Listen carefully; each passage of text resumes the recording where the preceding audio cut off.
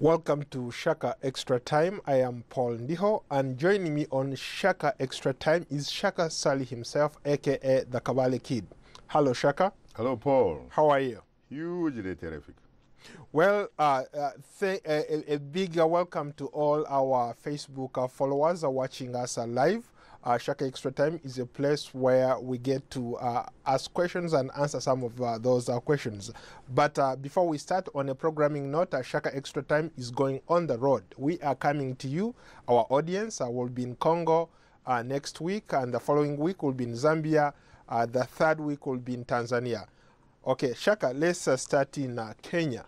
But before we go to Kenya, yeah. Paul, what about the fact that you are actually saying that Shaka Extra Time is actually going on the road? It's huge. It's a terrific thing. I think people need to see you, people need to hear from you, and that's why we are taking this show on the road. And so the first stop, of course, is going to be the DRC capital, Kinshasa. We're probably going to get an opportunity, in fact, to visit Matonge, the cultural epicenter of the Democratic Republic of Congo. In other words, interact with real people. Real people, Paul. And then, of course, we move on from there and we actually go to Lusaka, the Zambian capital, where we'll be having an opportunity, for example, to interact with the founding president of the Republic, Dr. David Kenneth Kaunda himself, a great man. And of course, another great man, Rupia Banda, the fourth Zambian president. The two have something very interesting to talk about, especially in the African context. And you also have an opportunity to talk to the students at the University of Zambia. I can't wait for that. But before going to the student of Zambia, let me talk about the two great former Zambian presidents, the founding president and the fourth president. They have one thing in common, something that is very rare in Africa. These are two individuals who organized the elections, lost these elections, had the courage and the confidence and the pride of conceding defeat with grace because the Zambian people had spoken. And therefore, they decided that Zambia and Zambians were greater than themselves as individuals or their interests, really. So these are great people, and you and I, frankly, will be uniquely privileged and honored to breathe the same air with them. Speaking about elections, Kenyans went to the polls today. From what I've been reading, it looks like there were droves and droves of people came out to vote. Do those votes count? It's too early to tell, but give me your assessment. I don't know whether those votes will count or not count because I am not a prophet. I'm going to have to wait for the facts, wait for the appropriate institutions, for example, to release the results, wait for the media in Kenya and for some of the key players to make some comments about what is happening and not happening. But what is important, frankly, I've been encouraged by the democratic process in Kenya. If you look at Kenya in the context of the region, Paul, and I'm talking, frankly, from Cairo, pretty much to Johannesburg, really. And then you think about the Great Lakes region and what have you. Kenya seems to be playing in a different league. At least they had very good campaigns. These were not, by any standard, what you would refer to as military political operations. These were political campaigns, just like you have here in the United States, just like you have in mature democracies. So I think there is hope. Let's wait and see what happens. A lot of speculators are saying that for the first times Kenyans have a stake in these elections. They think whether it goes the opposition way or the incumbent side, still Kenya is going to remain standing. Is that what you gather on the ground? Because previously they've had post-election violence, but this time around I think people have said no violence after the elections.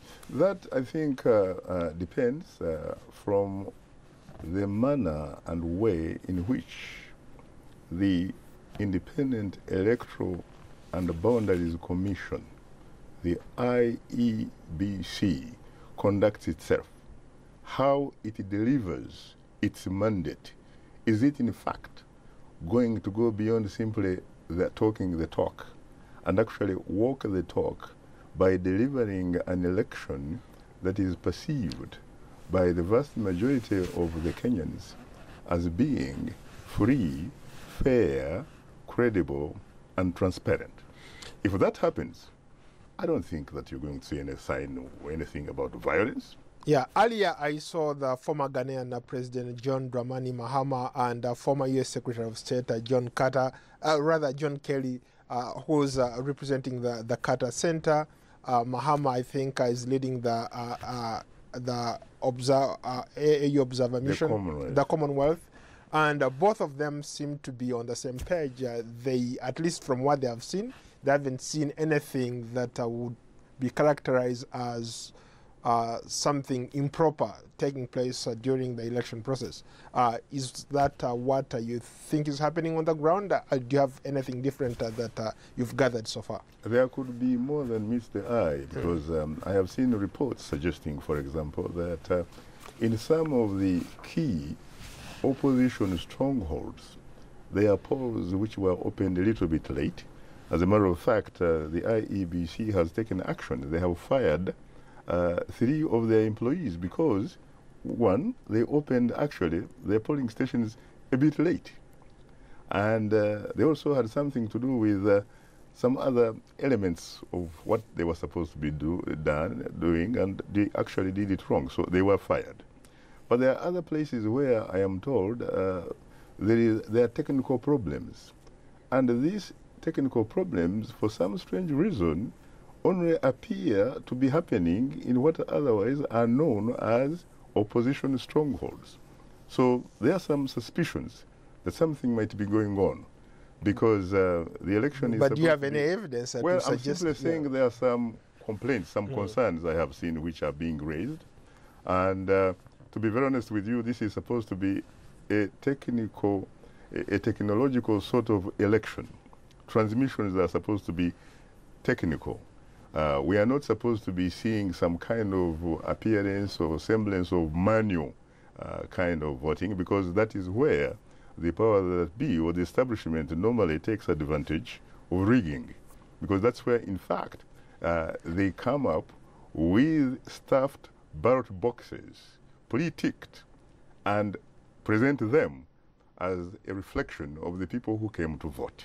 But even here, one could argue that even here in the United States, where you have access to internet, where things are almost perfect on election day, we have technical issues. Yeah, but they don't. Yeah, you are absolutely correct that technical issues are not limited to Kenya. They are, in fact, universal. Okay.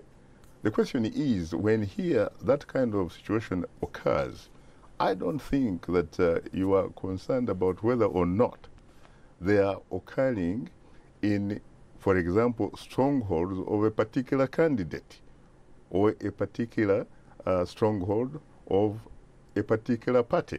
This is why we had problems in 2000 when they talked about Florida, Florida, Florida.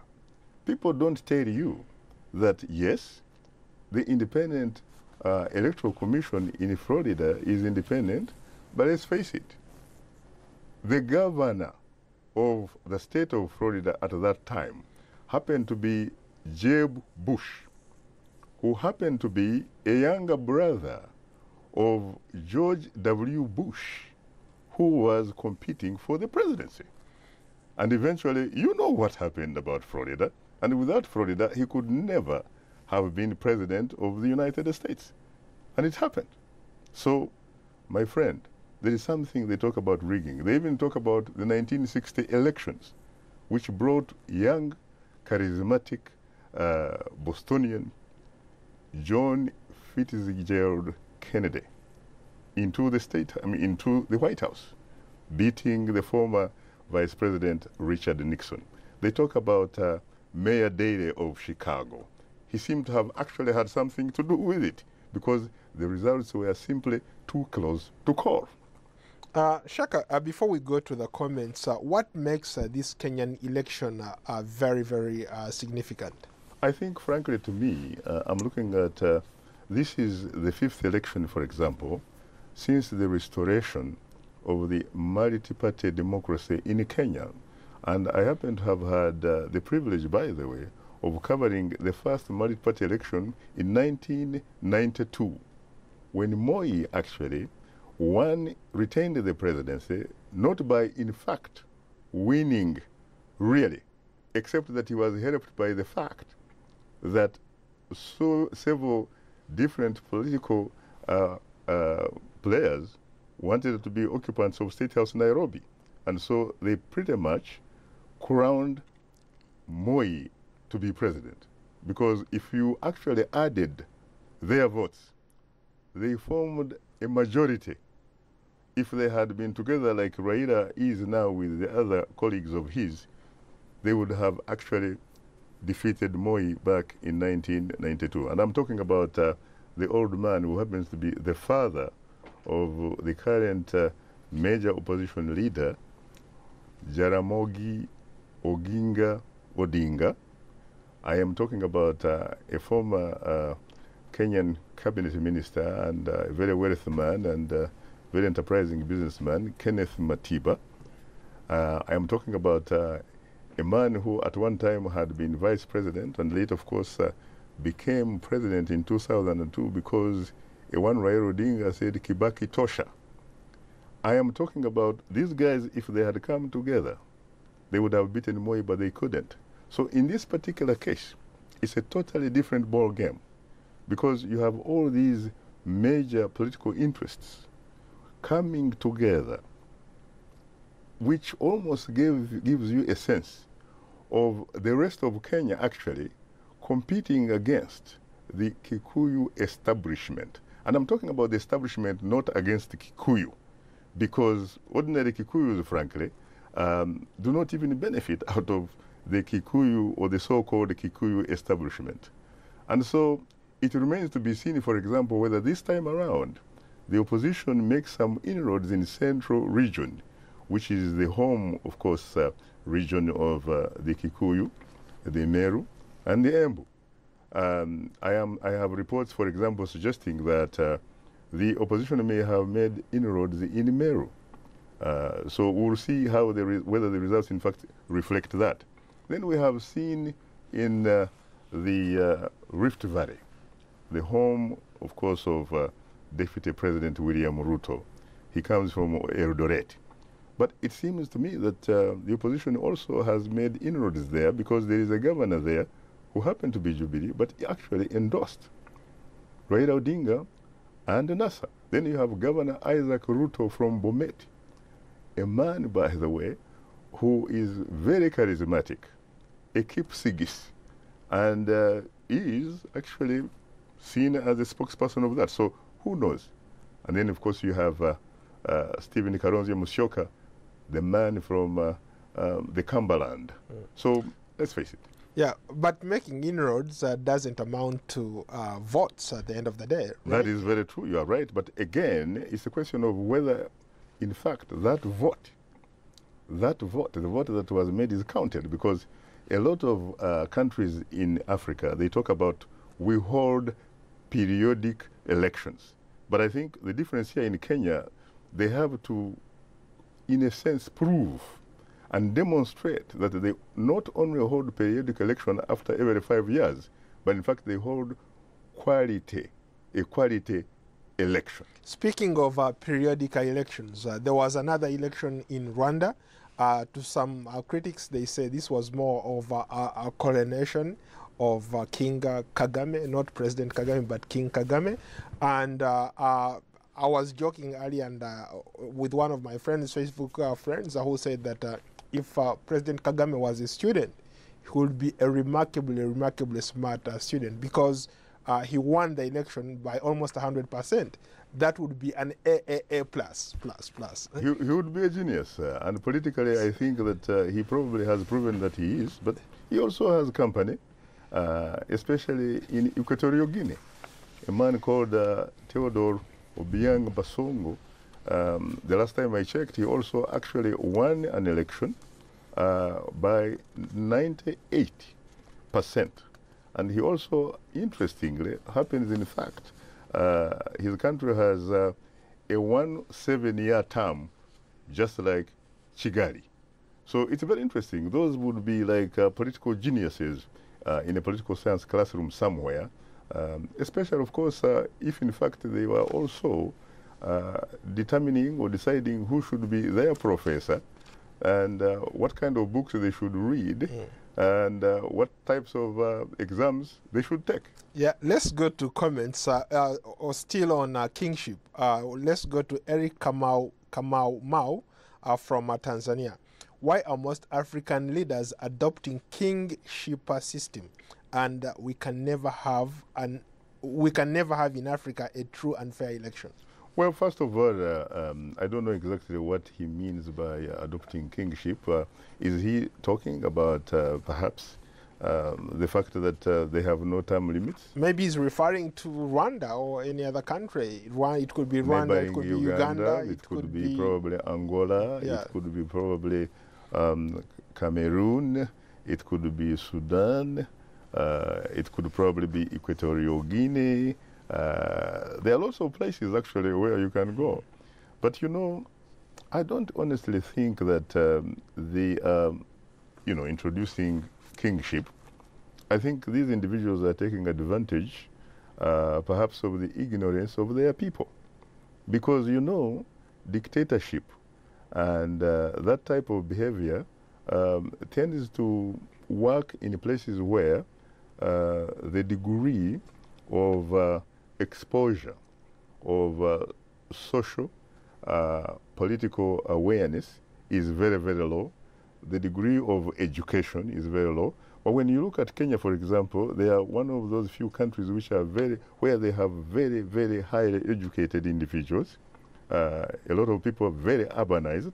They are very, very aware of what happens. People talk about and accuse them to play their politics along ethnic lines as if, in fact, they are the only ones who do that. That happens to be true also here, because in America, when there is an election, you hear the black vote. You hear the Irish Catholic vote. You hear the Jewish vote, the women's vote. These are tribes, frankly, in another way, in another context. In Kenya, there are actually some people are beginning to move away from the traditional tribal type of loyalty, because they realize that if, for example, a Kikuyu, just an example, if a Kikuyu actually is stealing, for example, they realize that that person does not actually share his or her loot with his or her fellow Kikuyu. He basically shares it with his family and friends. But when he or she gets caught, guess what? She actually, or he says, you know, they are doing this to me because I'm a Kikuyu. And so people actually run around them. But for people who are very highly urbanized, they are also normally affected by the economic situation. And you know, there is a saying that no politics supersedes the politics of the stomach. And so you have the Uunga revolution perhaps in play, because the price of unga, we're talking about maize, which is called corn here, has gone through the roof. Precisely. And you talk about milk, which is very essential for young babies really growing up. And the incumbent president, Uhuru Kenyatta, and his family happen to control the single largest dairy industry in the country. Not only in the country, even perhaps in the region, because Brookside owns like 75% of the shares in the in Uganda. There you are. And in fact, they also be experiencing recently some problems with Tanzania, because they actually also do business in Tanzania. So maybe some of these people whose kids cannot have unfettered access to milk because it is simply too expensive, they may decide at the ballot box today, they may have decided to vote against the incumbent just because of that. And if that were to be true, then it is very interesting and very important, because politics is about really something that, helps you, because people actually pay, they vote for their checkbook, not for their religion, not for their clan, not for somebody's beauty or tallness or shortness, even though some of those attributes sometimes can actually attract some votes. Shaka, you touched something that I wanted to go back to, and maybe let me go to a comment here. You talked about tribalism. Osenowu Njay from Gambia asks, what are the factors that encourage tribalism in an African election? Well, I would tell the Osene from the Gambia. Yes. I think that's to do with, first and foremost, ignorance. It takes an individual who is very ignorant, who is very insecure in terms of competing against with the people who represent different orientations and what have you, not capable of competing and being the best that they can become, to take advantage of that kind of tradition, because you're talking about relationships here which are based on blood.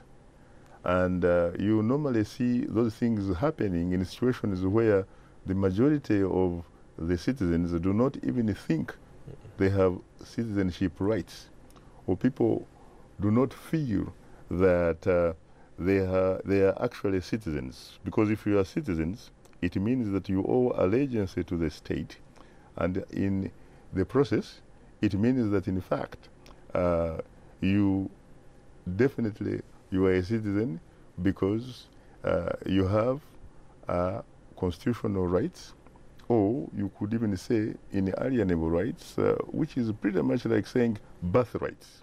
And therefore, you are the sovereign.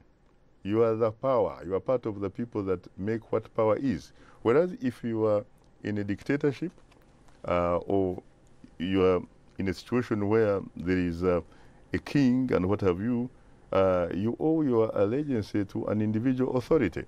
And if you owe your allegiance to an individual authority or power, it means that you are not entitled to constitutional rights, or you are not entitled to birthrights. You are in fact entitled to privileges which have to be granted to you by that individual authority. And so tribalism, works very, very well where people are very ignorant. And the only way they can survive is through what you would call social political patronage. You do not have to have skill sets, really, that can help you to contribute or to make a contribution. All you have to do is to speak the same language like the guy who happens to be in charge of that particular community, or through blood or through marriage, and you are in business. But in most cases, those types of societies, by the way, do not really work. They are not developed. Yeah. Let's go to another interesting comment from Kelvin Smith in Liberia. He says, Shaka, I've come to realize that the so-called leaders in Africa lack patriotism, which leads to dishonesty, disrespect for their people. What can actually be done to curtail that? It's very interesting. Kevin is raising a very interesting point here. And I would say, frankly, that, I would say the answer is yes and no. Yes, because they have a certain type of patriotism, which is something that, could be characterized as being patriotic to their stomachs, the stomachs of their families, their immediate friends, not patriotic to their community, to their society, to their people, to their country. But in fact, what is needed is the reverse, to be patriotic to society, to the country. Because after all, if you are a politician, you have been, you've gotten to that position because you claim that you have actually been elected, you have been voted into that office, but your mandate, frankly, is supposed to be making sure that you come up with policies, or you are part of making decisions that benefit the people who sent you into that office. We have time for one more comment. Let's go to Zambia. Chalaba Mulenga in Zambia says he's looking forward to your interaction with the students at the University of Zambia. But he asks, does democracy exist in Africa, or it's just a lip service and not practiced? Well, to be honest with you, there are some places on the African continent where democracy is practiced. But he's also equally correct that in the majority of countries that make up the African Union, and we're talking about 54 countries, I can hardly get 15 countries. For example, there is democracy in South Africa. There's no question about it. There's democracy in Ghana. There's democracy in Namibia, Botswana, and I can go on and go on about 15 countries. So long as that democracy is a reflection of the needs and the concerns of the people. And we're talking about a government of the people, by the people, for the people, as described, of course, defined by a one great American president, Abraham Lincoln. We should not talk about democracy that is defined like a government of some people or some individuals, by some people or by some individuals, and for some people, and or for some individuals, like obtains in a lot of African countries. Well, that's a good segue to maybe to talk about what you're going to be doing tomorrow on Straight Talk Africa. Well, tomorrow we're going to look, of course, at results of the last election. Some would call it selection, others will call it coronation in Rwanda, and the election in Kenya, and find out whether those processes were free, fair, credible and transparent, and what they hold for the future of their two respective and different countries. Very briefly, talk about your upcoming trip to Africa. I'm very excited. We're going to be going to the Democratic Republic of the Congo. We hope to be in Kinshasa on Sunday, and we'll be there for a week, and after that we hope, of course, to meet with President Joseph Kabila and others. And from there, we go to Lusaka, then from Lusaka to Tanzania, Zanzibar, and then back to Washington. Well, on that note, thank you so much. It's been a pleasure. I look forward to interacting with you on the continent, and maybe we can get a more real people on the continent asking you questions. The feeling is mutual, my brother. Yeah, thank you so much. Good luck, and have a pleasant trip. Thank you.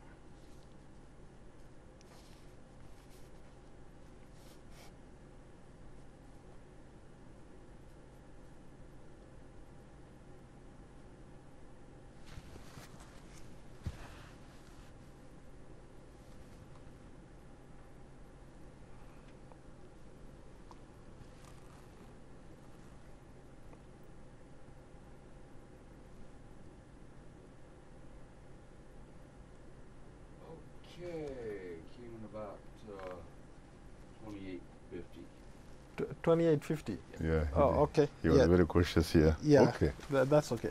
Yeah. Good. Yeah. Thank you. That works better. Yeah. That works better. Yeah. Than the last time I did it, where I wasn't sure. Uh-huh. You know, I got the, Yeah. yeah, that's fine. That's good. Thank you. Very good. Thank you, Yeah. gentlemen. I wish you both. Thank you very much. Speed and Thank you. good luck. Thank you, Jeff. All my friends, Yeah, guys, thank you. and good luck.